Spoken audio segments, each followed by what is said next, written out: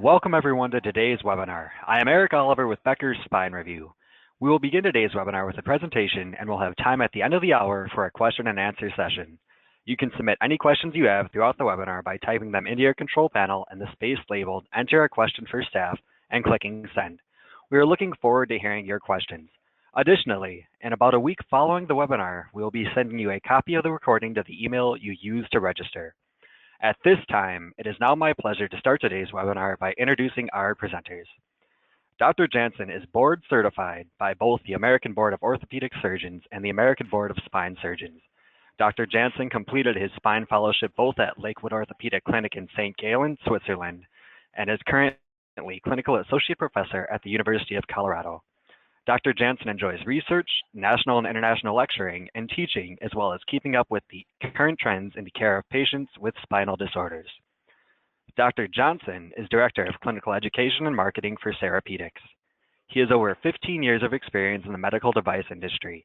Scott's perspective spans the technical and commercial with a breadth of experience that includes roles within product development, clinical and business development. He holds a degree in human biology from the University of Leeds and a PhD from the University of Bristol. Dr. Jansen, I'll now turn the floor over to you. Thank you very much. This is Mike Jansen, and I'm very honored to participate in this webinar. I've been practicing in Denver, Colorado for the last 25 years, and 100% of my practice is in the management of patients with spine and clinical research and spinal disorders. I think we have an outstanding topic today upon really just trying to understand what the gap is between the biology, the science, the usage of a variety of technologies. Currently, there's about 300 different bone graft products. Just one moment. About 300 different bone graft products on the market, all for clinicians to take their attention to try to make decisions. But one of the keys is that not all of these products on the market are equal. They're not equal in their terms in the level of science, the level of clinical evidence, or actually on their usage. This is a challenge for most of us as clinicians that make these decisions intraoperatively or even preoperatively with patients at different risks. We have to navigate our way through this technology space. We have to make decisions about which products we think is best to offer for patients and to try to what's going to benefit our patient based upon the type of surgery the patient needs and all their comorbidities. The purpose of this presentation today in this webinar is to provide an overview of some of the relevant information, which is important when choosing between the different bone graft technologies that we currently have available in 2017, and to take a closer look at some of the facts, the fictions, the controversies, as well as the science of these products. In the second part of the presentation, you'll hear from Scott, specifically about the science and the evidence supporting a new and I think an exciting bone graft technology called I-Factor, which is a peptide attachment factor for bone grafting. So the real key is trying to understand the gap, and where is the gap in an overview between the science and the real biology. I'm aware that many people on this webinar audience may not be clinicians, and we may have a variety of non-clinicians, patients, payers, scientists. So I'd like to start off a little bit as a clinician and talk a little bit about some of the bone graft basics.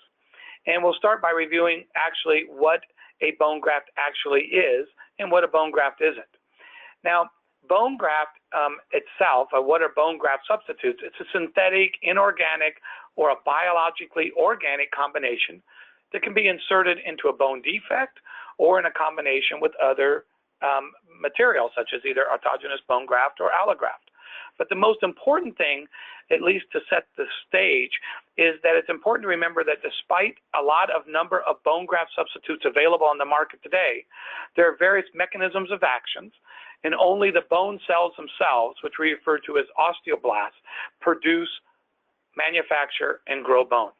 Therefore, the number of cells present correlates with the rate and what we see as in the overall quality of bone healing in itself. Now, regardless of the application and the location that we as clinicians have to make decisions on, we have expectations of bone grafts are relatively straightforward. I think most clinicians feel that a bone graft or a bone graft placed in an environment, it should enhance the natural healing process of bone, which has been well studied and evaluated, and it should leave nothing behind at the end but a healthy bone during this remodeling process, and allows the bone to heal within what we consider as a physiological time frame. And we all understand that different bones heal at different rates based upon vascularity, load, mechanics, the number of levels that are being reconstructed or fused at one time. But above all, we expect that bone graft substitutes must be safe, must be predictable, and we must have some understanding of their mechanism of action with a proven efficacy. And I think that's the real gap. A lot or most of the technologies on the platform today, or they're being marketed, is a gap. It's a gap between really proven efficacy versus some fiction on really where we can apply these and how do we compare these to the gold standard. Unlike a lot of other technologies we have in spine, there's very limited research, and only a few we'll talk about in the portfolio have had some clinical evidence that really support their application today. Now, autograft. Well, autograft, and these are very classic pictures as a surgeon would take and harvest bone graft, most commonly from the iliac crest.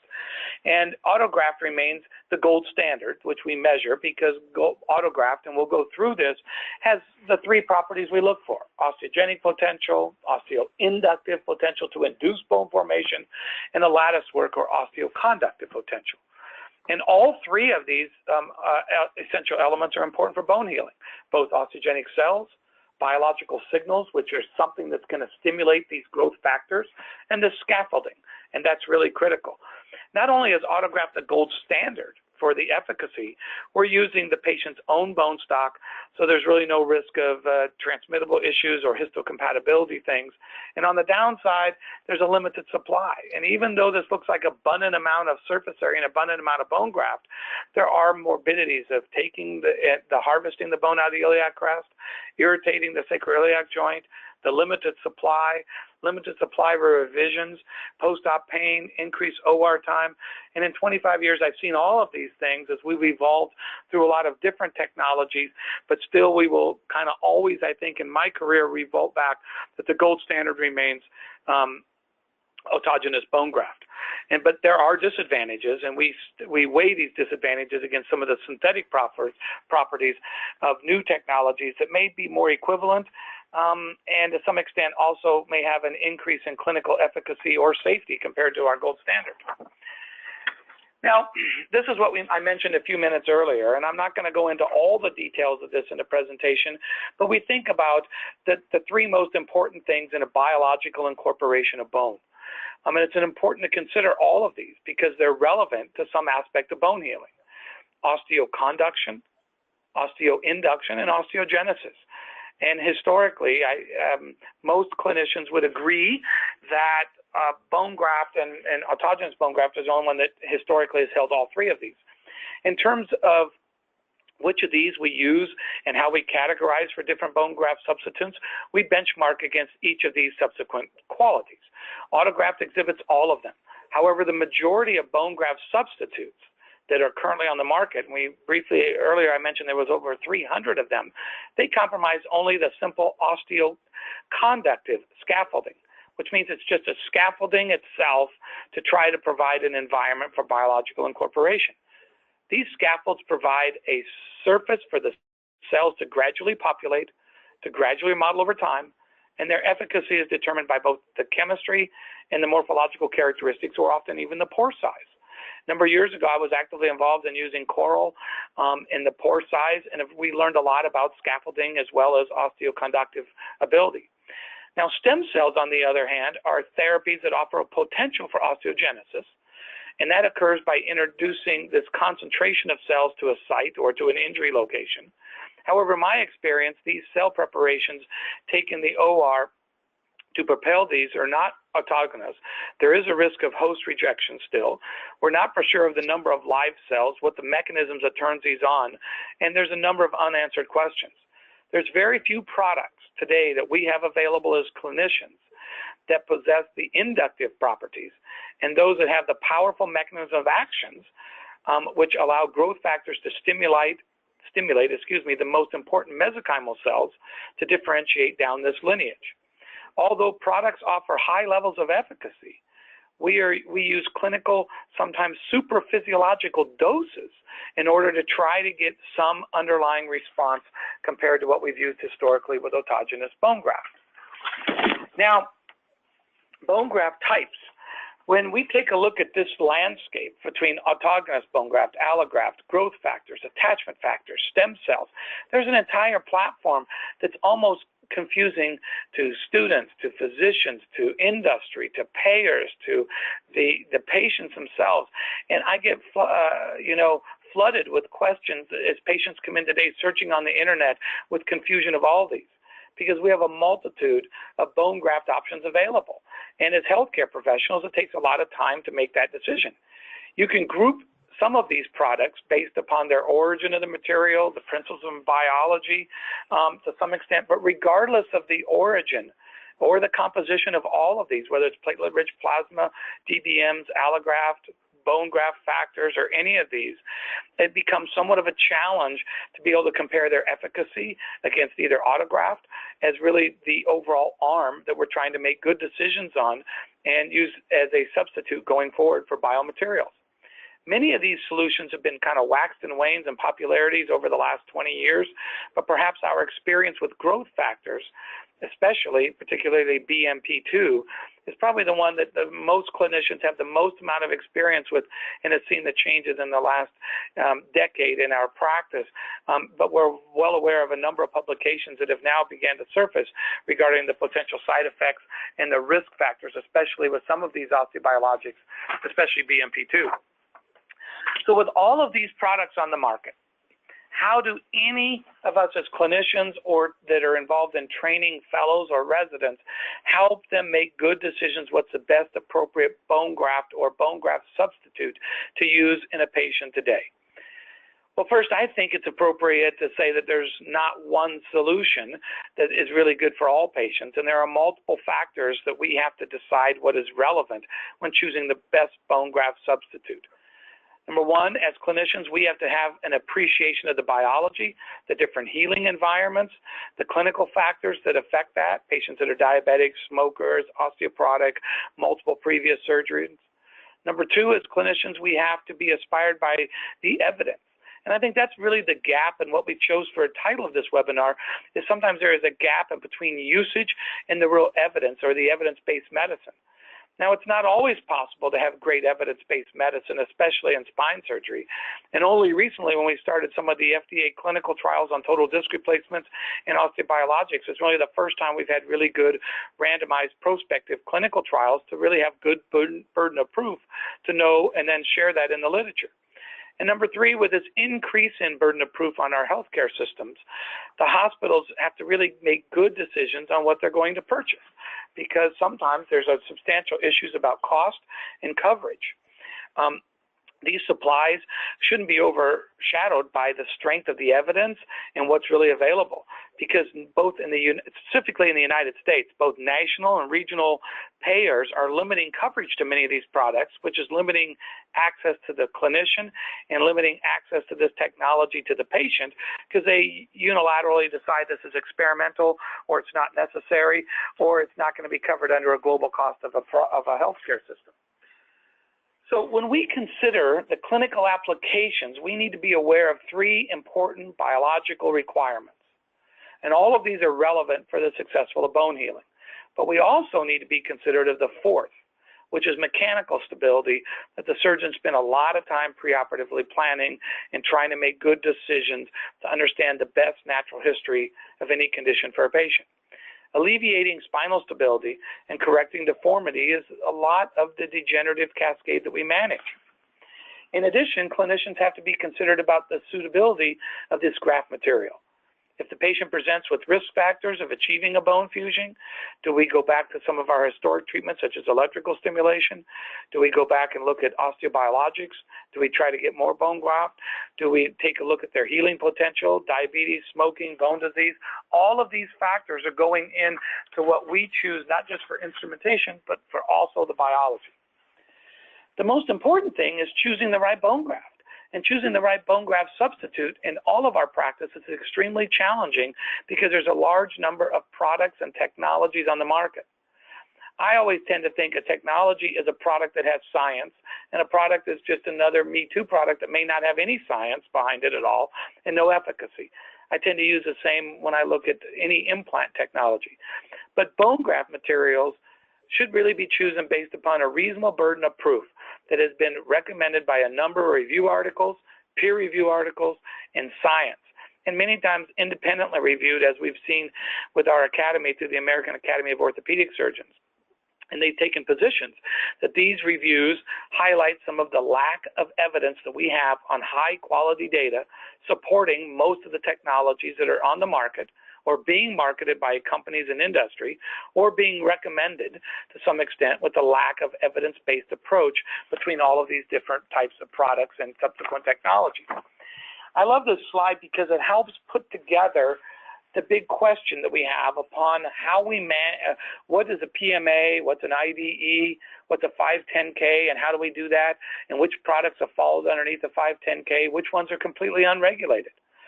So why is there a lack of evidence supporting these products? I think a lot of it's due to the bureaucracy and what we have on the right side. But yet on the other hand, we need as clinicians to be well aware of those that have great evidence, and we've had really good science, and how that should apply to our practice. Many companies tend to aim to negotiate the best route to get the least burdensome approach to get a product or through the regulatory framework and understand these gaps of evidence. The majority of these products are classified as devices. They're inactive and they're recognized as a simple scaffolding. But for those who have proven biological activity, those are often classified as a drug or much more than just a regular device, and they're pushed down a regulatory path of highest scrutiny.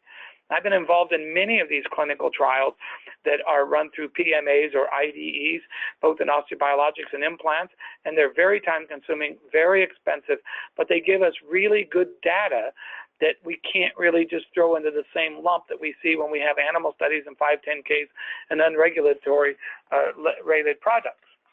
Let me just get a sip of water for a second. So from a clinical perspective, I think we have to ask ourselves each day, or I always ask my partners, what's the strong evidence, or how strong is any of the evidence of what we're using for an osteobiologic? And does the evidence directly relate to the product, or has it just been simply something that's been grandfathered in? It's something available that the implant consultant or representative just happens to have in his portfolio so we can make a decision at the time of surgery.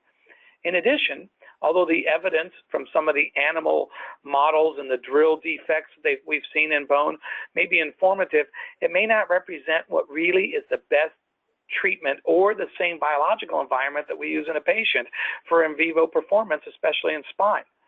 The high level of evidence should be sought out for all of these technologies so we can make good clinical decisions. The level 1 evidence versus the current gold standard of autograft is really important for us to make good informed decisions on what we want to go through. So let's take a few minutes now and really take some time and review some of the products, some of the offerings, what are some of the key points regarding all of this, and most importantly, what is the evidence? Because we have synthetics, we have allografts, we have demineralized bone matrix, we have proteins, and we'll talk about some exciting peptide attachment factors at the same time, but they're completely different, and they're not all with the same evidence, and that's why I think I titled this Fact and as well as Fiction. Now, when we take a look, these are synthetic bone grafts, and synthetic bone grafts is a category that's probably the largest category in the Food and Drug Administration, with over 200 products currently cleared by the FDA in the U.S. And many countries outside look at the U.S. as well as the U.S. FDA to try to find out our clearance so they can have something very similar and look at the science. Most of these were introduced in the U.S. market via the 510K route, which means they're similar to another underlying technology. Synthetics, well, they're an osteoconductive scaffold. That means they're a scaffold. And in patients, I tell them they're very similar to styrofoam that has a very particular scaffolding with a particular pore size. They're generally very passive constructs that you hope that these get this gradual cellular population and creeping of cellular activities occur into the porosities of the scaffolding. It's difficult and sometimes a challenge to balance between the properties that this material has and the native biology. Now, there's been a lot of, I think, early on research of material chemistry, porosity, and structures that help us make decisions about clinical efficacy. But in my experience, I've used many of these different synthetics, and there is a huge variation in the clinical performance between them. Some of them are somewhat brittle, and they're difficult to use in spine applications. What we know, though, is that it's not always easy to make the right balance between all of these features in different synthetic products. Not only based upon pore size, but based upon to be able to manipulate this to the devoid of the bone, or being able to cut this and being able to withstand the loads of the bone, especially during this remodeling process. Sometimes under the microscope, they may look similar to what you see in the upper slide for human cancellous bone, but there is substantial difference, and sometimes they don't really move and do exactly what we want. When we look at synthetic bone grafts, I think you can break the cell-mediated process down to being on the far right, which is slow, or on the far left, which can be fast. And we see this with a spectrum. And there's substantial chemistry involved. And I think the most important is how long does a product stay there? And what's the resorption rate of some of these synthetics? There's only a few chemistries that we use in these technologies. And calcium sulfate, also plaster Paris, is water soluble.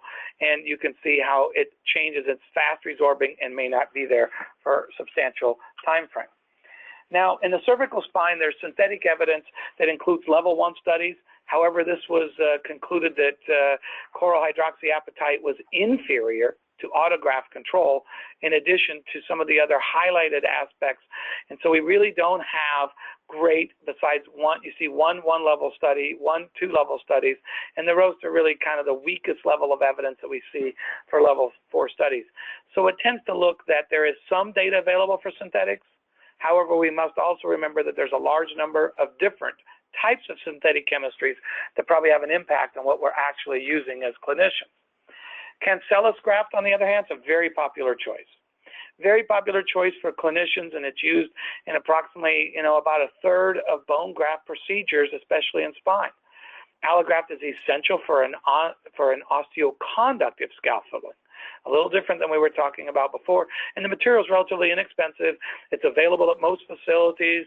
It kind of stays under the radar screen, and it comes available in a variety of different sizes, preparations, and can be as widely available currently. Despite the improvements in tissue screening and the processing, the risk of transmission is still not zero, but extremely low. Cancellous allograft, on the other hand, is available from a variety of different processing. As a clinician, we can see we need to be aware of these facts, regardless of the products and the processing that may influence some of the clinical efficacy. We can be aware of the mechanical strength, the revascularization, what happens when it's deep freezing or irradiated. And many times as clinicians, we're unaware of which of these is on the shelf at any of our individual hospitals to make good decisions. Now, allograft, on looking at the evidence, especially in cervical spine, which is a very common location for utilization of allograft, the allograft evidence includes several level 2 studies and also a level 1 study. However, this study was not conducted with autograft as a control. Instead, the aim of the study at the time was to determine whether allograft preparation techniques had an influence on the radiographic fusion rate. And no significant difference was determined, but the comparison to the gold standard is still unknown for utilization of allograft in the cervical spine. Now, this demineralized bone matrix is one of the, I think, the common thing. If I go to any national spine meeting or orthopedic meeting, almost every industrial partner that we see today has some sort of a demineralized bone matrix, and it's a full subset of allograft with demineralized bone matrix. The suppliers start with human cortical bone, which is digested in some acids, removes all the mineral content, and then you get primarily collagen and non-collagen proteins. And over the years, we've seen different tissue processing techniques been developed to try to differentiate one BMP or demineralized bone matrix from that of another. But it still remains somewhat of a challenge. In one of the studies by Dr. Bay and his collaborators in California, a number of the most popular DMB materials were being compared and were evaluated for their concentrations of both BMP2 and BMP7 utilizing an ELISA assay. Not only were these significant variations in the concentration of these growth factors between the different DMP brands, but the variation between the 3 lots of the same product was substantial. That's what I think is really amazing, is there was no consistency even between the lots with the same technology. I've seen the same type of thing that we all have concerns with when we're using it, because we don't have a good standardization due to the regulatory process of what the true dosage in each of these really are. Now let's briefly just talk about DBM bone grafts in the cervical spine. Well, allograft evidence in the spine is very sparse, based mainly on level 4 evidence when the products are normally used in conjunction with autograft as an extender. The lack of evidence to support the use of DMPs as a standalone is a challenge, particularly in the cervical spine where we only have level 2 evidence, as you can see. And there is a substantial, in this particular study, the pseudoarthrosis compared to autograft was a concern. Now, I don't need to spend a lot of time on BMP because most clinicians have a lot of experience with BMP, but recognizing in this webinar, I'm very honored that we probably have a lot of non-clinicians, and so our final category is Infuse or BMP. It's had a huge dramatic change in most of our practices, including myself in the last decade. The products are very powerful. It is truly osteoinductive protein, and it uses its regenerative medicine that's been well documented. There's a whole family or a plethora of growth factors that we think are important in bone graft development as well as hemostasis. Although these proteins have potent abilities to promote the proliferation of cells, specifically osteoprogenitor cells, we also have recognized over the last decade that there's been a number of shortcomings, particularly given that there's a supraphysiological dose, and there are some number of risk factors that we have raised with the utilization of this product. And when it went its FDA clinical trial, it was just, as you can see in the lower right side, it was a randomized trial placed into a technology we really don't use today, which is a metal threaded cages for anterior lumbar fusion. But since BMP was introduced, surgeons have now published a lot. We have been aware of some of the growing body of literature demonstrating both complications as well as benefits and risk factors associated with these BMPs. And safety and concern regarding heterotopic ossification, pseudoarthrosis, inflammation, airway issues, are all been concerns of looking at this BMP as we have utilized it in a variety of different applications, both with late radiculitis, swelling in the cervical spine, heterotopic ossification, just to name a few. When you look at the overall evidence, especially in cervical spine, BMP2 has been an extensive array of clinical studies that have been published, but the majority of these evaluations have been in the lumbar spine. However, there have been a number of reports of BMP in the cervical spine with warning letters based on our societies as well as the FDA in the last couple of years. For the level 2 studies in BMT, especially in the cervical spine, it's mixed with autograft, and the yield was equivalent to the fusion results, but there has been some substantial questions of whether this was really the most cost-effective way to manage a patient with a cervical spine condition. So how much BMP do you use? Well, on the left, you can see we have normal healing, and we look at the nanograms, and on the right is infused, and if you compare the two between 10 to the -9th versus 10 to the -3rd, you can see it's an estimated that it's about probably close to greater than a 1 million times the physiological dose. So where do we go from here?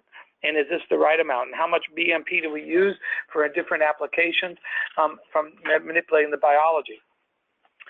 In summary, bone graft market's very complex. There's a lot of options we as clinicians have to make decisions on. And as clinicians, I think we're really charged and we're responsible to our patients to select the best products that are available that's going to give us the highest level of success, and it's supported with the highest level of evidence that's available to good clinical decision making. And every company, and I've been working with most every company for the last 25 years, they always seek to pursue what I think sometimes is the least burdensome approach in our current U.S. market or FDA to try to figure out what it's going to take to get a product to market and add to their portfolio. As highlighted by a number of the technological reviews, the majority of these products that get to the market, they really lack scientific high level of evidence. And surgeons just start accepting the fact that it's approved, but may not be aware that there's really little evidence of many of the things that we're getting in front of us. At the present, there's level 1 evidence supporting the usage of autograft, which remains the gold standard, and infuse, which is indicated in anterior lumbar interbody fusions. However, an osteoinduction in a clinical situation results in a hyperphysiological dose of the BMP, and it's not without complications. So what we're really looking for going forward to really mind the gap is something that's safe, predictable, and proven as an alternative, as a benchmark to autogenous bone graft, especially that going forward for cervical spine conditions. Now I'd like to kind of give the honor to Scott Johnson to talk about really what is the other options to close this gap, now that I hopefully laid out a platform of where we're at and where I've seen in the last 25 years, and really what is some of the more exciting evidence that we have for other technologies. Scott? Thank you, Dr. Jansen. That was a great overview and introduction. So, given the shortcomings of some of the existing bone graft strategies and the need for more robust, high-quality evidence, I'd like to take the time now to look at how we're closing the gap by introducing I-Factor peptide-enhanced bone graft. I-Factor represents a completely new category of bone graft biomaterial, which utilizes a small synthetic peptide called P15, which acts as a site for cell attachment. By making an abundance of these sites available for cell attachment, I-Factor is able to offer a biomimetic environment in which the cells regulate themselves, leading to high clinical efficacy, but also combined with the opportunity for fewer side effects. The P15 peptide is the active component of I-Factor and is bound to an anorganic bone mineral, which acts as an osteoconductive scaffold. These components are then suspended in a carboxy methylcellulose carrier to provide a putty that is easy to handle within the clinical environment. The use of protein fragments or peptides for bioengineering is a hot topic. There's been a huge amount of research done in the last 10 years in particular, as researchers look for alternative approaches to avoid or reduce the use of BMPs whilst retaining a high level of efficacy without the known side effects. Peptides can be designed to promote cell adhesion, proliferation, and differentiation, and generally have a more precise mechanism of action compared to whole proteins. The small size also means that you can also pack a higher density of molecules onto the biomaterial surface to enhance the biological activity further. There are many different peptides that have been identified. However, as more than 90% of the bone extracellular matrix is actually formed from type 1 collagen, there has been particular interest in those peptides that are associated with type 1 collagen and the role these peptides have in the regulation of cell survival, proliferation, and differentiation. The P15 peptide we find in I-Factor is one of several peptides which have been derived from type 1 collagen that have been subject to intense scrutiny and evaluation for applications in bone tissue engineering. The P15 peptide is actually a naturally occurring sequence of the alpha-1 chain of type 1 collagen, the type 1 collagen triple helix, which has been identified as a particularly important site for cell attachment. The cells use this attachment site as a focal adhesion point, which is crucial for the cells to receive information about the mechanical environment that surrounds them, and also enables them to move throughout the collagen network. In vitro studies, the P15 sequence was found to be nearly 4,500 times more potent at binding cells compared to other RGD-containing peptides.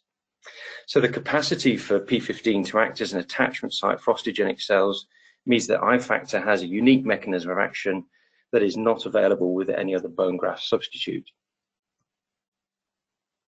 Once implanted, I-Factor attracts, attaches, and activates the bone-forming cells. These cells are attachment activated such that when they become attached to the P15 surface receptors, they are genetically programmed processes for bone formation and chemical signaling are turned on.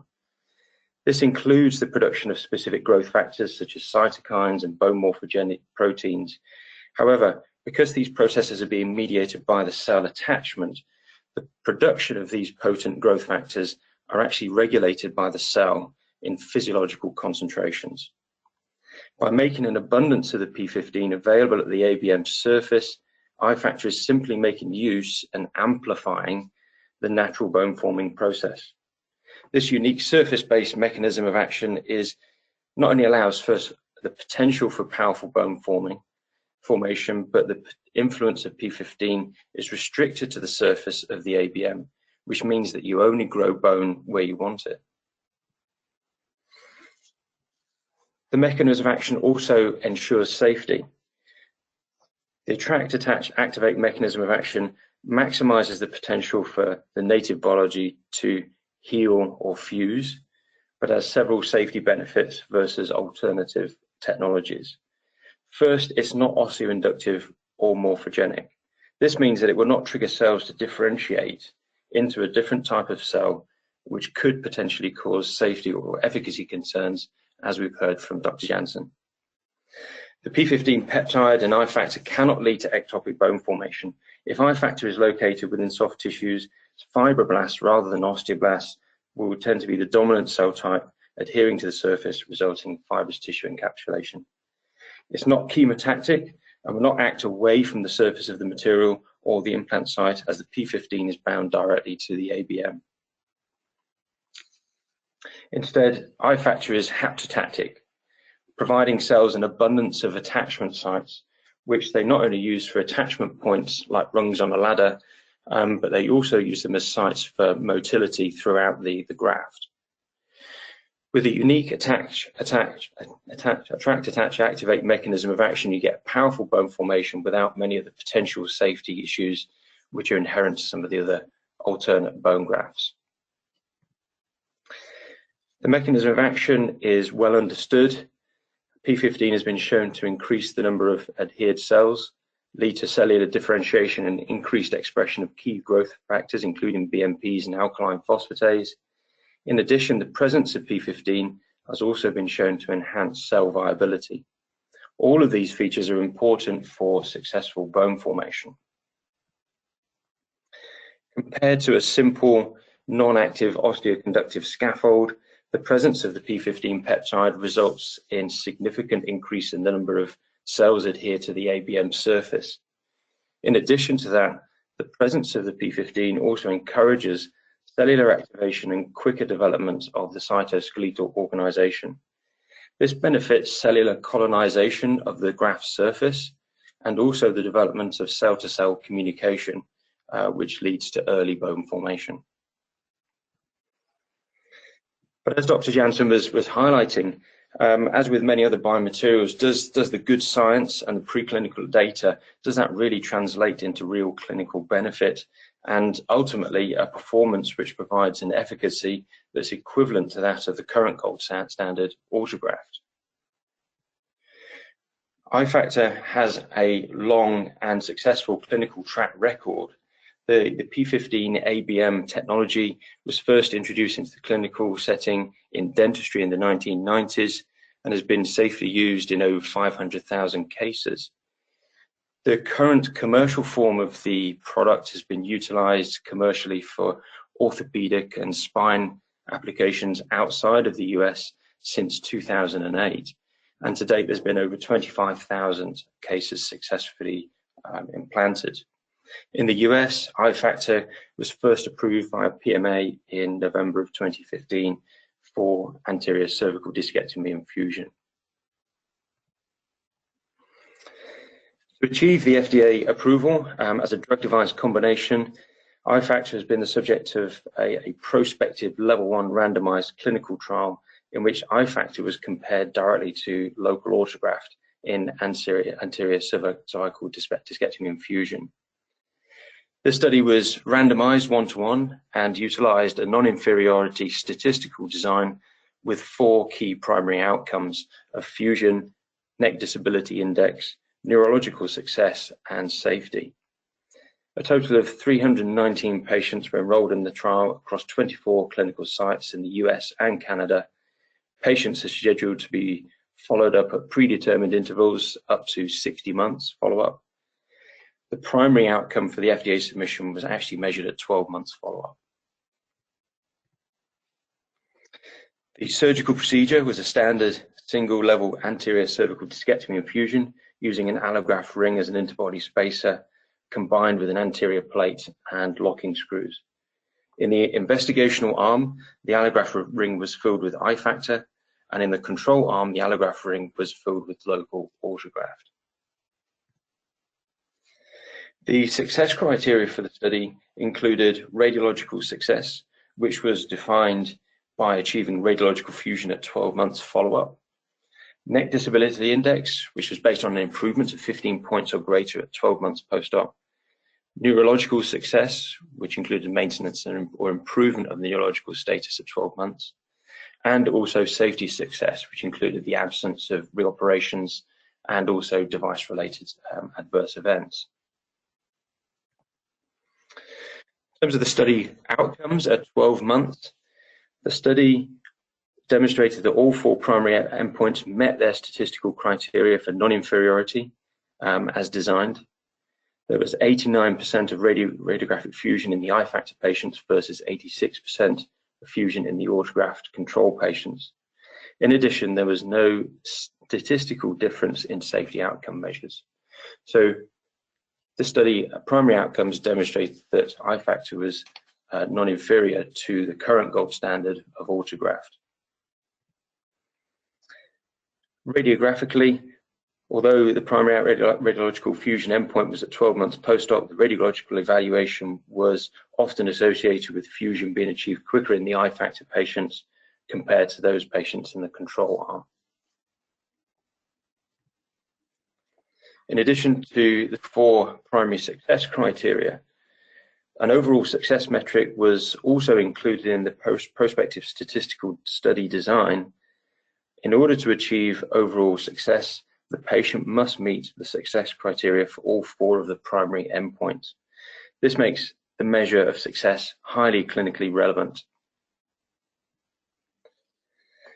In the overall success measurement, I-factor achieved 69% success versus 57% in the control groups at 1 year, and this was statistically significant for superiority. And that's the first time there's been a superiority proven versus the current gold standard. This difference in overall outcome measures was maintained at 2 years follow-up, in which 70% of I-factor patients achieved overall success versus 50% of patients treated with autograft. In summary, I-factor is the only peptide-enhanced bone graft on the market. It is in a category entirely on its own and separate from other bone graft materials. It has a biomimetic mechanism of action that not only allows for powerful bone forming potential, but the influence of P15 is restricted to the surface of the anorganic bone and therefore ensures safety. It is the first biologic bone graft to receive FDA approval for use in the cervical spine, and this approval was given based on the successful outcomes achieved compared to autograft. Significantly, I-factor has demonstrated clinical superiority to autograft in a large level 1 clinical trial. It has a superior safety profile with a long and broad clinical experience outside of the US. I-factor is one of the only 2 FDA-approved drug-device combination products that are now available for use in the spine in the US, and the only bone graft approved for use in the cervical spine.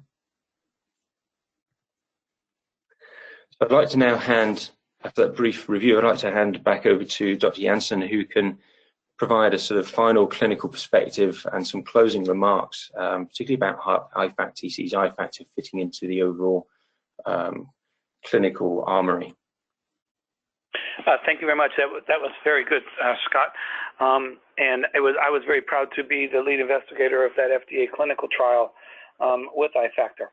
But as clinicians, and myself as a surgeon, we continually seek to look for technologies And we often have multiple meetings with company representatives and go to national meetings to try to find the technology that offers the potential for superior clinical outcomes for our practice, or more specifically for our patients that are in need of osteobiologics or in specifically some sort of a reconstructed material for a spine fusion. And the bone graft substitutes are an essential part of achieving that successful spinal fusion and provides really, I think, crucial support with that instrumentation and the hardware. So we have less hardware failure when we have a higher fusion rate. Now, I've been aware of I-Factor and P15 and the technology of these peptides for a number of years, and the mechanism of action was really the primary feature that spiked my interest to start and be involved in this clinical IDE that we started almost a decade ago. The mechanism of action is very simple. It increases the potential for cellular adhesion to the site of either injury or the site of a fusion or the bed that we have created. And as we know, this encourages new bone formation. Not only in the mechanism of the action of the biometrics, it's also very precise, and I think with the clinical IDE data demonstrated safety in addition. But now we have level 1 evidence that demonstrates the ability to provide a proven efficacy equivalent to our gold standard of autogenous bone graft. It's a second FDA PMA approved drug device combination available for spine surgery, and the only one in the cervical spine. In addition, I think that we need to acknowledge the fact that although this is a recent introduction and we have published this information into the U.S. market, the P15 technology has been available outside the U.S. for many years and has been used in the dental procedures both in the U.S. as well as outside, and almost over 500,000 procedures performed. And what really interested me a decade ago was the dental procedures clearly are probably the worst environment to get biology and bone graft to form compared to what I face as a spine surgeon. And the application since 2008 has been over about 25,000 cases that have been completed. So in summary, I think I-Factor is the only bone graft approved for the cervical spine currently through an FDA clinical trial. We need to acknowledge the fact that now we have level 1 evidence looking at an osteobiological material, supporting the product, supporting its application. And in addition, we also should highlight that this level 1 evidence should be reviewed not only by clinicians, but sometimes it's difficult to get this particular data that we put in our literature into the payers and help patients understand it also. And I can understand why it's confusing, because there's 300 products out there on the market, and sometimes which clinical pathway they go through is very confusing to people, or they don't really take a look at where the real science is. Okay, I hope that gives a good overview of peptide attachment factors, where we're at with the biology, where we're at with the science, and what we found by running these FDA clinical trials, and hopefully can open this up to some time that both Scott and I left for any questions that we can address regarding this exciting time that we have for technology. Perfect. And thank you, Dr. Jansen and Dr. Johnson, for that fantastic presentation. We will now begin today's question and answer session. Please submit any questions you have by typing them into your control panel in the space labeled "Enter a question for staff" and clicking send. We'll try to get through as many questions as we have time for. The first question I have is, you did a non-inferiority study, yet you claim I-Factor is superior to autograft. Is that just marketing, or is there some truth to it? Yeah, that's a great question, and I can only draw your attention back to some information that was provided in one of the slides, which was the actual study included an overall success outcome measure, which was powered for superiority right from the outset. That was a prospective part of the study, and in that part of the study where we measured the overall success outcomes, there was a statistical difference between those patients treated with I-Factor compared to those patients that were part of the control arm and who received autograft. So in general, there were more patients that met all 4 of the primary outcome measures compared to those patients who received autograft, who generally performed a little bit worse. Perfect. Well, thank you for clarifying that. Our next audience question is, you made several comparisons to BMP. Am I to believe that this is a BMP replacement? Does it work like BMP? Yeah, it works on a different mechanism of action compared to BMP. Although BMP and I-factor share many similarities in terms of their regulatory classification, as Dr. Janssen was highlighting, and the evidence requirements for market access, the mechanisms of action are actually very different. BMPs are potent morphogens. They're capable of stimulating the differentiation of undifferentiated stem cells down the osteogenic lineage. This is why they're osteoinductive and capable of inducing ectopic bone formation in soft tissues. This is also the reason why BMPs are associated with some significant safety concerns. In contrast, the P15 in I-factor offers a more precise mechanism of action that targets the attachment of cells to the scaffold. Only when attached to the cells, only when the cells are attached do they receive the required signals to differentiate into osteoblasts, and that then initiates the bone forming process. So this unique attachment-mediated activation of cells means that the action of P15 is restricted to the ABM surface and will not induce ectopic bone formation in soft tissues. So the mechanism of action is more precise, it's safe, but without compromising the clinical efficacy as demonstrated in our IDE study. Perfect. It looks like we have time for one more question. This audience member wanted to know about your data. You showed us 12-month data. Do you have any longer-term data? Yes, I mean, tucked away in there, the graph and the slide was actually very busy, but we do actually have now 24-month data where the improvements of I-factor is actually shown to be maintained at 24 months. So there is still the statistical difference between I-factor patients and autograft patients is still maintained at 24 months. We're continuing to follow up patients, and there will be further follow-ups, and I'm sure there will be further publications of longer-term data from the IDE study coming forward in due course. Wonderful. Well, thank you for pointing that out. It looks like this is all we have time for today. I want to thank Dr. Janssen and Dr. Johnson for their excellent presentation, and I'd like to thank our audience for participating today. Enjoy the rest of your day, and we look forward to having you join us in the future for more webinars. Thank you very much. It was an honor to participate and to share some of our experience and thoughts on I think, an exciting time in technology and orthopedics and spine.